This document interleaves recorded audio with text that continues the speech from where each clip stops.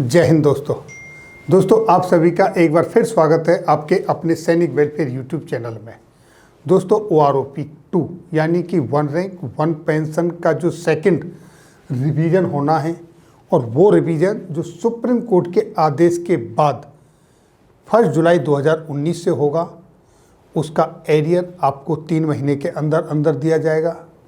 यानी दोस्तों जून तक आपके एरियर का भुगतान हो जाएगा, क्योंकि माननीय सर्वोच्च न्यायालय ने ऐसा करने के लिए आदेश दिया है। और कौन कौन से डॉक्यूमेंट का इस्तेमाल होगा जिनके अनुसार आपकी पेंशन का रिवीजन होना है, संशोधित होगी यानी निर्धारित होगी। तो आइए दोस्तों पहले देखते हैं वो डॉक्यूमेंट। तो दोस्तों ये हैं वो डॉक्यूमेंट जिनके आधार पर आपकी पेंशन का रिवीजन होना है, OROP 2 का रिवीजन होना है। सबसे पहला डॉक्यूमेंट ये देखिए दोस्तों, जो मिनिस्ट्री ऑफ डिफेंस के department of ex service and welfare की तरफ से 7 नवंबर 2015 को OROP के लिए एक अधिसूचना जारी की गई थी, नोटिफिकेशन जारी किया गया था, जिसके अनुसार हर 5 साल पर आपकी OROP का रिवीजन होना तय किया गया था।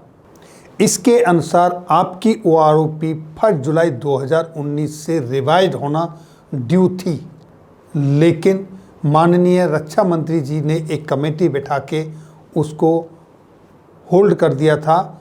अब सुप्रीम कोर्ट का आदेश आ चुका है, इसलिए अब इसका रिवीजन होना है। अब ये जो रिवीजन होगा ये होगा 7th पे कमीशन की जो रिपोर्ट है।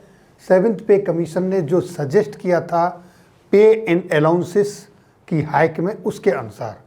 और 7th पे कमीशन ने 1 जनवरी 2006 से लेकर 1 जनवरी 2016 तक के बीच में जो वेरिएशन था, हाइक था, उसके अनुसार कैलकुलेट करके सजेस्ट किया था 23.55%, यानी कि इस रेशियो से पे एंड अलाउंसेस में हाइक सजेस्ट किया गया था। अब उसी के अनुसार आपकी OROP का रिवीजन होगा। तो मैं आपको 1-2 एग्जाम्पल कैलकुलेट करके दिखाऊंगा, फिर उसके बाद आप अपना स्वतः ही कैलकुलेट कर सकते हैं। तो आपको पता चल जाएगा हर रैंक के लिए कि आपके पेंशन में कितना बढ़ोतरी होने वाली है और आपका एरियर कितना बनने वाला है।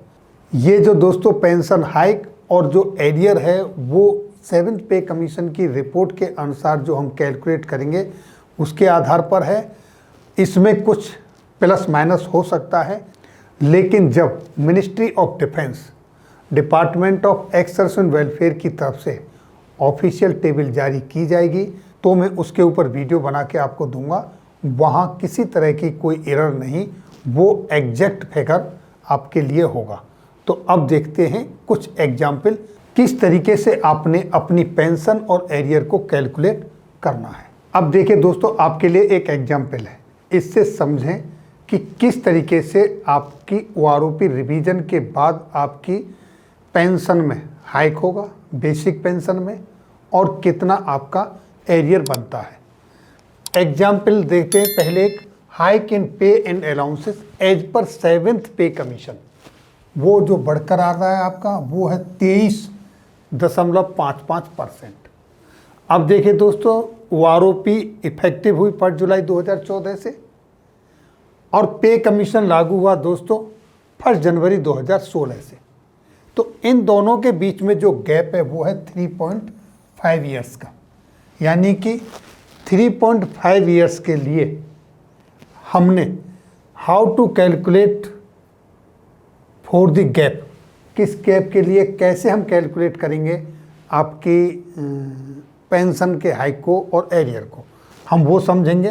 वो करेंगे दोस्तों, जो ये हाइक आया था 7th पे कमीशन के हिसाब से 23.55 इंटू 3.5, यानी कि जो गैप आ रहा है 3.5 ईयर्स का आ रहा है।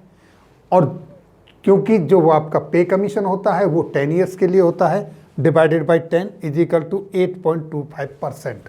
इस तरीके से इस परसेंट से आपको हाइक मिलेगा। अब ये जो हाइक मिलेगा तो उसको हम कैलकुलेट करेंगे। अब कैलकुलेट कैसे करेंगे दोस्तों, ये आपके सामने एक यहाँ पर एग्जाम्पल है, देखिए दोस्तों। यहाँ देखिए दोस्तों, हमने एक एनसीओ का एग्जाम्पल दिया जिसकी एनसीओ की जो बेसिक पे है वो है 22,000 रुपये। अब उनको 8.24 से मल्टीप्लाई किया तो उनकी बेसिक पे बन जाती है 23,822 रुपये। यानी कि यहाँ पर उनकी बेसिक पेंशन में जो हाइक हो रही है, वृद्धि हो रही है, वो हो रही है 1,812 रुपये। अब ये 1,812 रुपये जब उनकी ये बेसिक पेंशन में ऐड किया तो ये 23,822 उनकी बेसिक पेंशन बन गई। अब क्योंकि डीए आपको 17% मिल रहा था उस समय, 17%, 21%, 24%, 28%, 31% और 34%। अब हम देखते हैं 17% डीए के हिसाब से कैलकुलेट करते हैं तो इनकी टोटल पेंशन बनती है 27,871 रुपये। और अगर हम 34% के हिसाब से कैलकुलेट करते हैं तो इनकी जो पेंशन बनती है टोटल वो बनती है 31,921 रुपये।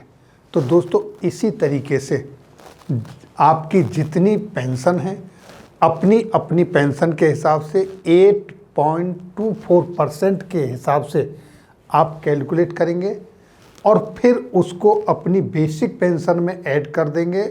उसके बाद जिस समय पर, जिस पीरियड पर जितना परसेंट डीए मिल रहा है उतना परसेंट डीए निकालेंगे।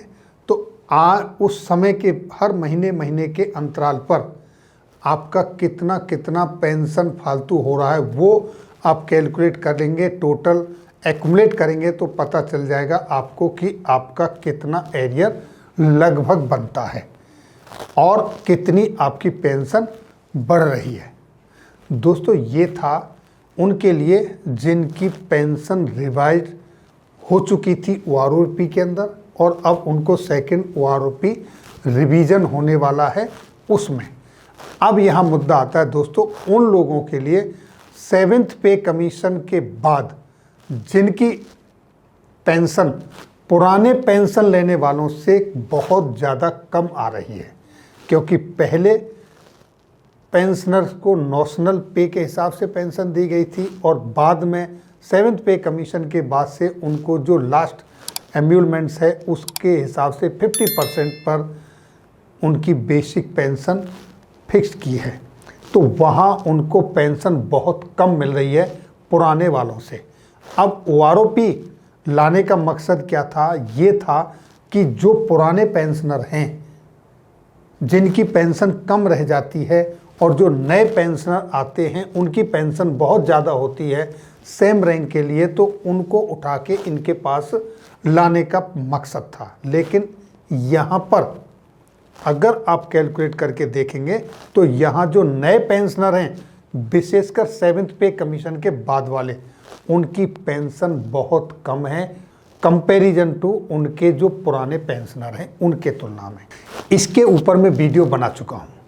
अगर ये चीज़ आपकी समझना है तो इस वीडियो के साथ में डिस्क्रिप्शन में उस वीडियो का मैं लिंक भी दूंगा, आप उससे देख सकते हैं कि किस तरीके से दोनों के बीच में गैप है और वो गैप कितना बड़ा है।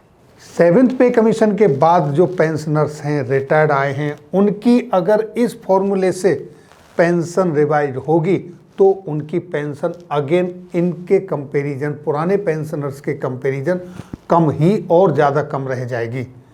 अब देखना ये होगा कि इनकी पेंशन का रिवीजन किस तरीके से होता है। ये ओआरओपी की जब department of ex service welfare की तरफ से टेबल जारी होगा तब क्लियर होगी, या कोई और नोटिफिकेशन आएगा, अधिसूचना जारी होगी तब पता चलेगा। जैसे ही पता चलेगा दोस्तों मैं आपके लिए उसके लिए इन्फॉर्मेटिव वीडियो लेकर आऊँगा। तो दोस्तों ये थी जानकारी ओआरओपी रिवीजन के संदर्भ में। फिर मिलेंगे किसी वेलफेयर से रिलेटेड नई जानकारी के साथ अगली वीडियो में। तब तक के लिए दोस्तों जय हिंद, जय भारत।